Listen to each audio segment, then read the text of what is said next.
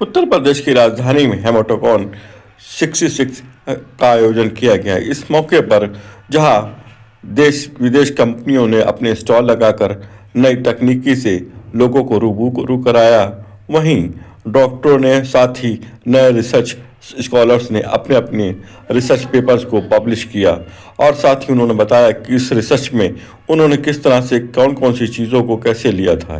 इस मौके पर भारी संख्या में बड़ी इंटरनेशनल मल्टीनेशनल कंपनियों ने भी अपने नए प्रोडक्टों को भी शोकेस किया और उन्होंने अपने प्रोडक्टों के बारे में डिटेल से। मैं दिल्ली हेडक्वार्टर पे काम करता हूँ। मैं इस कंपनी में ऑलमोस्ट 25 साल से हूँ। अभी रिसेंटली हमने एक नया मशीन लॉन्च किया है जो कि टोटली ट्रांसमिशन द्वारा निर्मित है मशीन। एंड ये जो है हिमेटोलॉजी सेल काउंटर कहलाता है। It is a 8 part differential haematology cell counter जिसमें 71 टाइप के नए पैरामीटर हैं।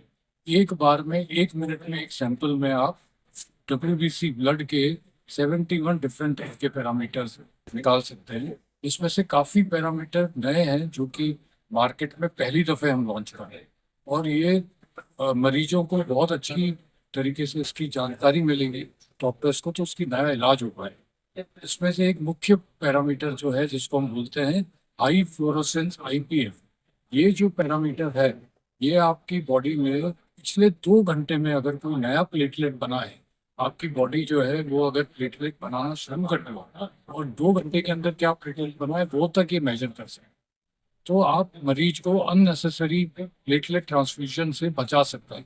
अगर आपकी बॉडी में HIPF बढ़ रहा है तो आपको फिर ब्लड ट्रांसफ्यूजन की जरूरत नहीं है क्योंकि बॉडी ने रिस्पॉन्ड करना शुरू कर दिया। ये पैरामीटर फर्स्ट टाइम हम इस मशीन में लॉन्च कर रहे हैं।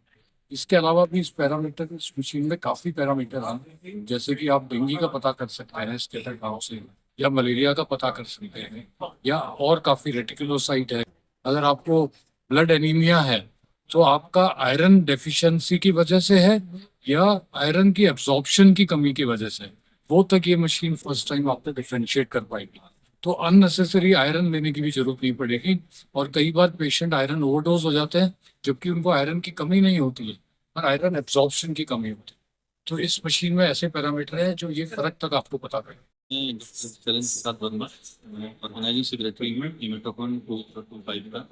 इस साल का हिमेटोकॉन जो Indian society of haematology and blood transfusion का नेशनल कॉन्फ्रेंस है वो लखनऊ में हॉलीडे इन होटल में ऑर्गेनाइज हो रहा है और मैं उसका ऑर्गेनाइजिंग सेक्रेटरी हूँ।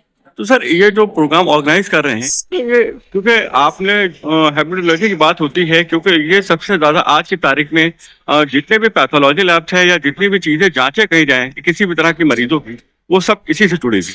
इसमें किस तरह की टेक्नोलॉजी ट्रांसफॉर्म हो रही है, साथ ही इसमें क्या नए इनोवेशन हैं? जांच से बढ़ती इलाज से भी संबंधित नहीं, ये कॉन्फ्रेंस में हम लोग जो नई नई जो ट्रीटमेंट इजाद हो रहे हैं ब्लड की बीमारियों के बारे में, चाहे वो ब्लड कैंसर हो, चाहे वो ब्लड की बहुत कोई बीमारियां हो, खून की कमी हो, प्रोटीन की प्रॉब्लम हो, उनसे संबंधित जो जांचें और जो इलाज जिनमें जो रिसेंट डेवलपमेंट्स आ रहे हैं उसके बारे में हम लोग इस पूरे कॉन्फ्रेंस में 3.5 दिन के ऊपर डिस्कस करें। तो सर जो भी चर्चा होगी उस पर मिनट्स निकाल बनाने के बाद क्या उसको गवर्नमेंट ऑफ इंडिया मतलब ministry of health and family welfare को भी भेजेंगे, स्टेट गवर्नमेंट को भी भेजेंगे, या किस तरह की रिकमेंडेशंस देते हैं? जी हाँ, इसमें तो जो हमारा इनोवेशन प्रोग्राम है स्टेट गवर्नमेंट के भी हायर ऑफिशियल्स आएंगे और इसकी इंफॉर्मेशन जो है न्यूज़ लेटर के थ्रू और न्यूज़ के थ्रू सारे ऑफिशियल्स को पहुँचती है और एक्सपेक्टेशन भी जाता है।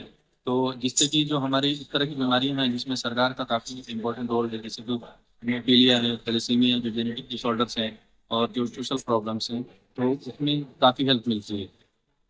तो सर अपकमिंग क्या जो किस तरह की मशीन्स आ गई हैं या टेक्नोलॉजी आ गई है जिसे हम एडवांस लेवल मतलब लेवल पर हम लोग स्कैनिंग कर सकते हैं? जी, तो जैसे कि हम लोग पहले केवल बोन मैरो या ब्लड में सेल्स को देख के ही उसके डायग्नोसिस मोस्टली बनाते थे, पर आजकल नई टेक्निक्स आ गई हैं जैसे कि PCR टेक्निक है या नेक्स्ट जनरेशन सिक्वेंसिंग टेक्निक्स हैं। ये मॉलिक्यूलर टेस्ट आ गए हैं, जब हम बीमारी को बहुत ही डीपर लेवल पे मॉलिक्यूलर लेवल पे देखकर उसकी डायग्नोसिस भी बना सकते हैं और उसका रिस्क या रिस्पॉन्स टू ट्रीटमेंट की कैसे रिस्पॉन्स करेगी, कितनी रिस्पॉन्स करेगी कि नहीं करेगी, कितना फायदा होगा ट्रीटमेंट का, और इवन उन जांचों से ये भी पता चलता है कि हम कौन सी दवाई दे सकते हैं। जैसे ऐसे प्रॉब्लम हैं, ऐसे म्यूटेशन है जिसमें स्पेसिफिक दवाइयाँ भी है। इस तरीके से ये जो नॉलेज है वो हमें हेल्प करती है पेशेंट्स को मैनेज करना।